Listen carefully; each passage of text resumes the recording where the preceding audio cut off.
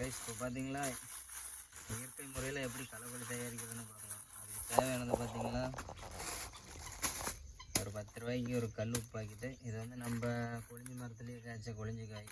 லெமனுக்கோசரம் இது போட்டுக்கலாம், பிரச்சனை இல்லை. பார்த்திங்களா ஒரு சாமானை வளர்க்குற தூள், இந்த சாமானை தேய்க்கிற பவுடர்னு சொல்லுவாங்க. இதில் கொஞ்சம் நம்ம எடுத்துக்கலாம். பார்த்திங்களா மாட்டு கோமியம் வந்து நம்ம பார்த்திங்களா இன்றைக்கி கம்மியாக தான் எடுக்க போகிறோம். ஏன்னா நம்மக்கிட்ட சரி நம்ம டெஸ்டிங்லாம் பார்க்க போகிறாங்க. இன்றைக்கி டெஸ்டிங் பார்த்துட்டு கரெக்டாக டெஸ்டிங் ஒர்க் ஆகுதான்னு பார்த்துட்டு அப்புறம் வேணால் சரி எக்ஸ்ட்ரா பண்ணிக்கலான்னு சொல்லி ரெடி பண்ணிட்டோம். இதெல்லாம் ஃபஸ்ட்டு நம்ம இது போட்டுக்குவோம்.